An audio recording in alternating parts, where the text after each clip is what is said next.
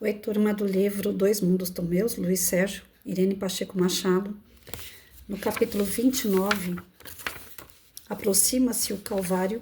Na terceira parte, no transcorrer da palestra, eu olhava aquele espírito com carinho, admirando-os por sua luta por uma doutrina cristã, onde os homens busquem as casas espíritas para curar suas almas e não para doutrinar o seu próximo. Observei aquela plateia e estava repleta de irmãos encarnados que lutam pelas verdades doutrinárias. Quando saímos, quis saber de Olegário. Nesta sala do Consolador é que são elucidados os espíritas encarnados para um trabalho evangélico? Sim, mas nem todos os que partem daqui, levando as elucidações doutrinárias, conseguem se fazer ouvidos pelos seus pupilos. É mesmo, Olegário? Muitas vezes, Luiz, até que eles escutam os seus mentores, mas na hora de praticar o evangelho perdem-se no mar da vaidade. É difícil se autoeducar. Muitos gostam mais de educar o próximo. Por isso, hoje, defrontamos com fatos desagradáveis homens que se dizem espíritas querendo doutrinar pessoas em qualquer lugar, esquecendo-se de que não devemos jogar pérolas aos porcos. A doutrina espírita é uma pérola que Deus nos ofertou através dos exemplos do Cristo, para que nós encontremos o caminho da verdade. Ao final da caminhada, deparamos com a turma. Dela me despedi, acompanhando o Olegário, pois no departamento 19 havia chegado da terra um irmão recém-desencarnado que chamava por mim. Encontrei dormindo, cercado por uma luz azul, fiquei orando ao seu lado. Quando abriu os olhos, me perguntou: "Você é o Luiz Sérgio?" "Sim, Evandro, sou eu." "O Luiz Sérgio, como você está?" "Mal, muito mal. Ainda me vejo em meu lar. Não consigo me desprender da esposa e dos filhos. Eles também estão sofrendo demais. O que faço para me reequilibrar?" Cerre os olhos, irmão. Imagine que seu espírito está deixando o seu corpo perispiritual. Não pense em nada. Balance o corpo bem devagar. Agora fique estático.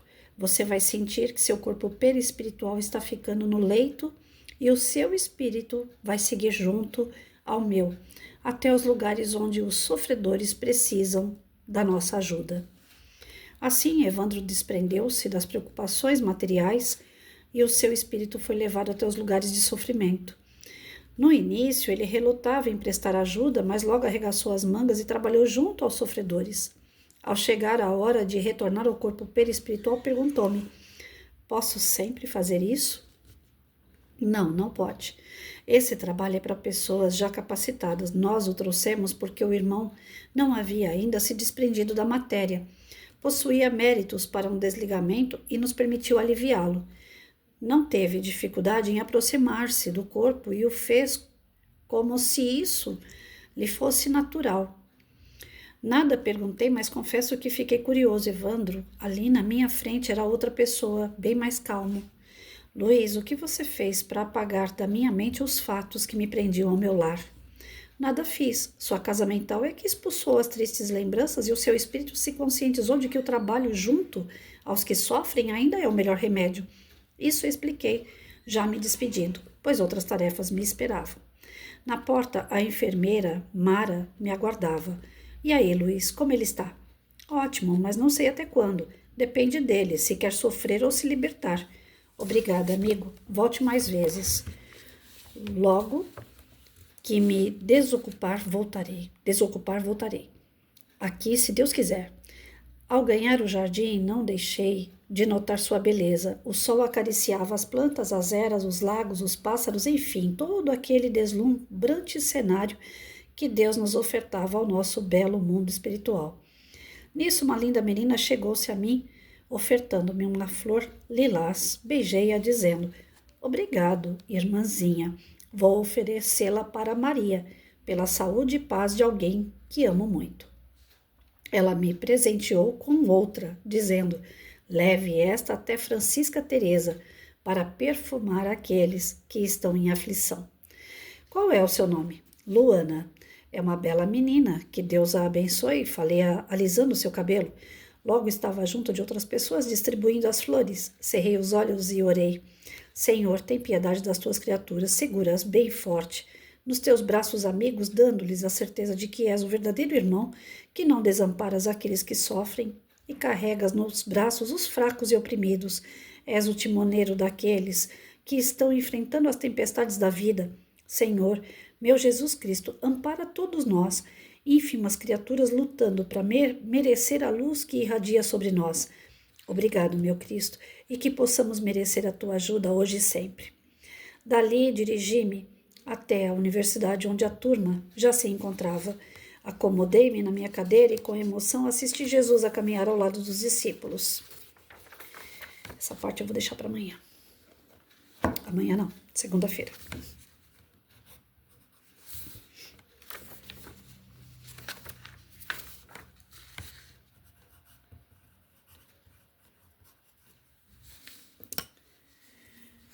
Bom, nesse trechinho a gente vê, né, que o Luiz Sérgio ele vai visitar uma pessoa que também está apegada à carne, né, já desencarnou, mas está lá apegado, sofrendo pela família, família sofrendo por ele, e isso traz um apego à situação a qual ele está vivendo. E ele, pregado ali na carne, ele só vai estar trazendo dores desnecessárias ao seu espírito.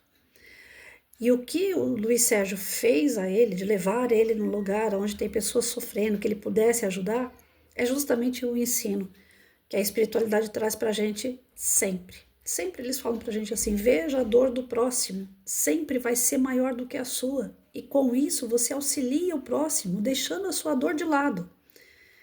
Quando você deixa a sua dor de lado, quando você volta a ela, ela tá menor.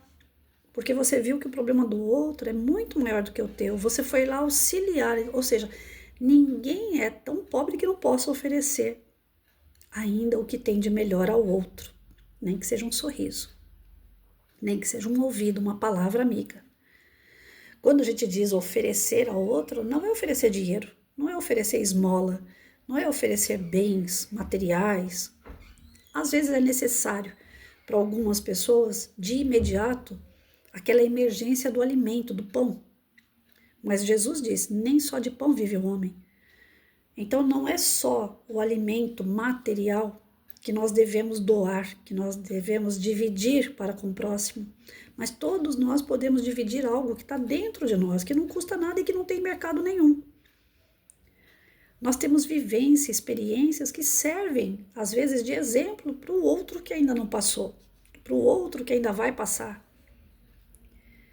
Aquela dor e sofrimento que você teve pode servir de história a ser contada a alguém que está passando por algo semelhante, que ela possa, com isso, falar assim, poxa, mas você venceu, então eu também posso vencer.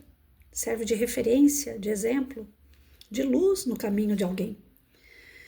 Então nós pegamos aqui um dos maiores ensinamentos de Cristo, fazer ao próximo o que gostaria que fizesse com você.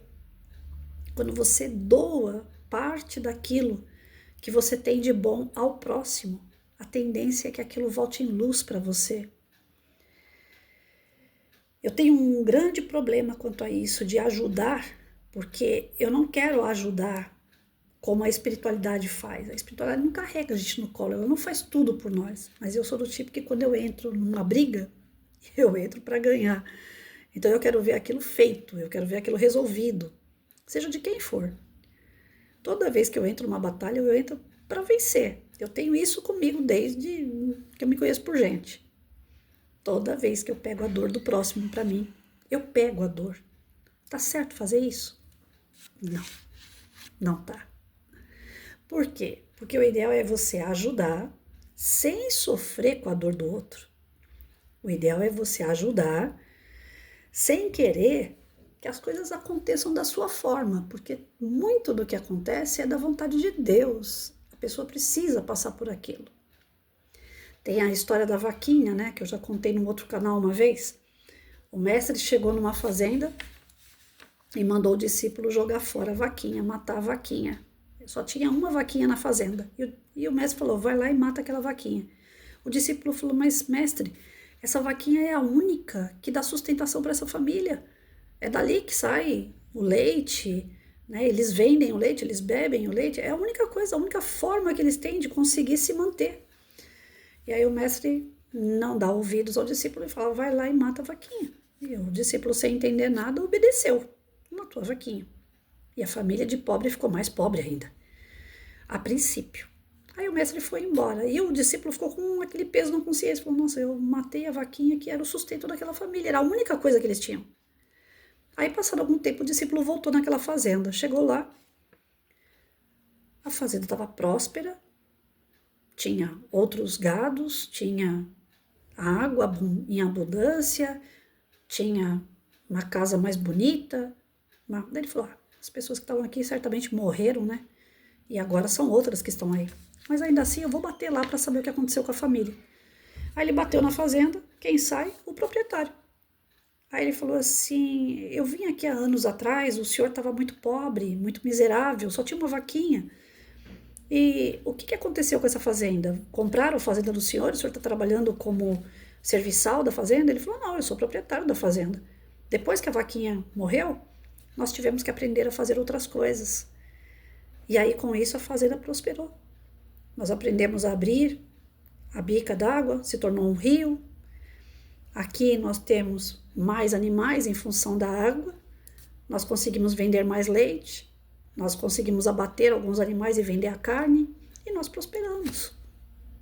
Todos nós tivemos que trabalhar para que isso acontecesse e a gente não morresse de fome. E hoje a gente está próspero. Então, com essa história, eu sempre fico martelando isso na minha cabeça. Patrícia, quando você for se envolver em qualquer ajuda, não se envolva no problema. Não sofra com o problema. Aquilo que o outro está passando, ele precisa para amadurecer, para crescer, para evoluir. Mas o duro é quando eu vejo que o caminho é um e a pessoa está tomando dois. As coisas não tem que ser como eu quero, eu sei disso também. Mas quando eu me envolvo, o meu problema se torna menor. Hoje em dia as pessoas perguntam para mim assim, como é que você tá, Patrícia? Eu falo, Patrícia, eu tô bem. Agora eu não tô bem com a situação de fulano, de alguém que eu gosto, que eu amo demais. Eu quero ajudar, eu quero fazer alguma coisa por ele, mas eu não tô bem porque eu tô vendo que ele não tá bem. Não por mim, eu tô bem, mas a dor do outro tá sendo a minha dor de novo. Eu tô errado. Porque a espiritualidade usa a dor do próximo para que a gente possa se elevar, para que a gente possa melhorar. Olha só, ensinamento, gente. Todo dia tem um ensinamento. Todo dia a espiritualidade traz algo de novo para nós. Mas a gente tem que estar atento a esses sinais. Essa mensagem de hoje, ela veio muito para mim. Assim como veio para mim, eu espero que tenha tocado o coração de alguém também. Todas as nossas dores, elas podem se diminuir mediante a dor do próximo. A gente não pode ter indiferença, nem tanto ao céu, nem tanto à terra. Eu não posso me envolver ao ponto de sofrer com a dor do próximo, mas também não posso ser indiferente. Então eu posso auxiliar, mantendo minha vida como ela é, sem me envolver totalmente na vida do outro, das escolhas que o outro faz, por mais querido, por mais amado que ele seja por você, como hoje eu tenho uma situação dessa, uma pessoa que eu amo demais, mas eu não posso fazer tudo. Mas aquilo que tiver ao meu alcance, sem que me traga sofrimento, eu devo e posso, vou fazer. Isso faz com que me tire a dor do corpo, a comorbidade, eu não lembro de nada que esteja me fazendo mal no momento quando eu estou ajudando o outro. Some, desaparece. A pessoa desencarnada perdeu totalmente aquela sensação de dor e sofrimento dessa ligação que ele tem com o plano material, porque ele se ligou com as coisas de Deus, que é amor ao próximo. Então, que sirva de lição para nós. Vamos auxiliar, sim, sempre.